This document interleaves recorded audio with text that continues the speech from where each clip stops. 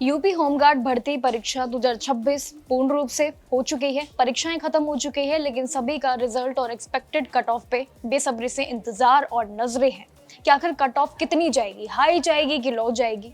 वही परीक्षा खत्म होने के बाद से ही सभी लोग सेफ स्कोर और आगे के प्रोसेस के बारे में जानना चाहते हैं। आखिर क्या जानकारियां हैं, क्या आंकड़े हैं और क्या है ऑफिशियल अपडेट। देखिए, इस बार एग्जाम को लेकर काफी ज्यादा एक क्रेज देखने को मिला, काफी भीड़, लगभग 25 लाख से भी ज्यादा उम्मीदवारों ने इसमें हिस्सा लिया था।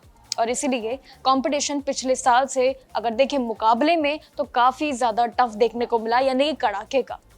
और अब उत्तर प्रदेश के police recruitment and promotion board ने इस टिप्पणी पे जरूर अपनी बात रखी है। देखिए, इस बार आप सभी का इंतजार मुझे पता है काफी टाइम से है, लेकिन इस बार पूरी प्रक्रिया को देख रहे हैं सभी उम्मीदवार।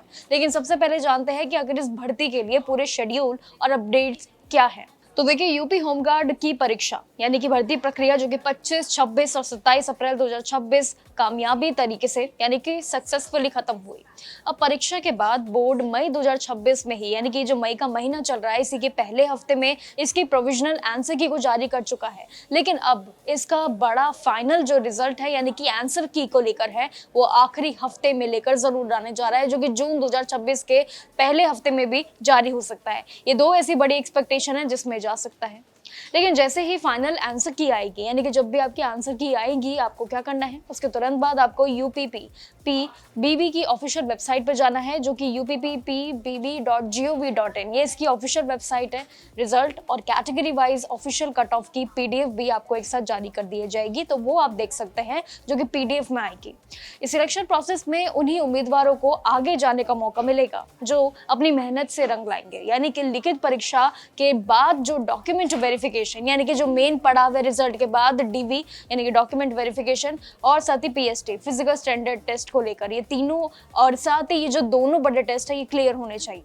अब सबसे महत्वपूर्ण बात, यानी कि एक्सपेक्टेड कट ऑफ कितनी जा सकती है। देखिए, एक्सपर्ट्स और पिछले सालों के अगर ट्रेंड्स के हिसाब से अगर हम मैच करें उनकी बातें, तो देखिए पुरुषों के लिए यानी कि मेल उम्मीदवारों के लिए इसमें कट ऑफ मार्क्स थोड़े से हाई जरूर रह सकते हैं। एक अनुमान लगाया जा सकता है आंकड़े को देखकर, आप भी शायद लगा सकते हैं आपने कितना परीक्षाओं में कितना अनुमान लगाया है।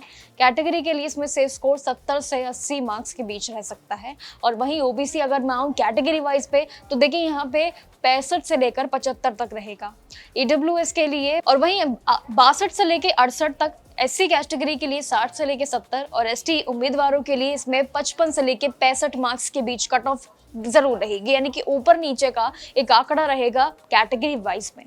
वहीं अगर महिलाओं के अगर मैं जाऊं वर्ग में, यानी कि महिलाओं के लिए जो फीमेल उम्मीदवार है, महिला उम्मीदवारों के लिए अगर मैं बात करूं, तो यहाँ पे कट ऑफ उनके लिए भी एक एक्सपेक्टेशन क्लियर है। पुरुषों के मुकाबले थोड़ी सी इस बार कम रह सकती है, अनुमान अभी यही लगाया जा रहा है, लेकिन अभी देखना होगा कि क्या होगा। महिला उम्मीदवारों के लिए जनरल कैटेगरी जो आती है, यानी कि जो जनरल कैटेगरी से आती है, उनके लिए ये 46 से लेकर 56 मार्क्स सेफ माने जा सकते हैं।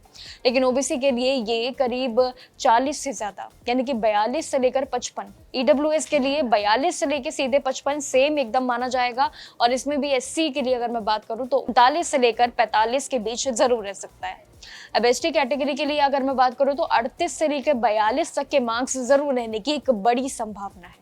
कट ऑफ को लेकर आंकड़े जरूर अनुमान लगाए जा सकते हैं, लेकिन ध्यान रखने वाली बात यह है कि ये सिर्फ एक अनुमानित यानी कि एक्सपेक्टेड कट ऑफ है। रियल में आखिर क्या बिग पिक्चर होगी ये देखना बाकी होगा। फाइनल कट ऑफ का रिजल्ट के साथ कितना क्लियर होगा, कितना मैच होगा, ये भी देखने लायक होगा, और यही इंतजार लाखों उम्मीदवारों का बना हुआ है। अब ये समझना होगा कि ये कट ऑफ ऊपर नीचे कैसे होती है। इसके पीछे कुछ बड़े रीजंस भी हो सकते हैं, कुछ बड़े कारण भी हो सकते हैं। और जैसे ही ये परीक्षा में बैठने वाले सभी उम्मीदवार की संख्या बहुत ही ज्यादा होना एक बहुत बड़ा एक कारण है, बहुत बड़े आंकड़ों का आने का बड़ा संकेत है।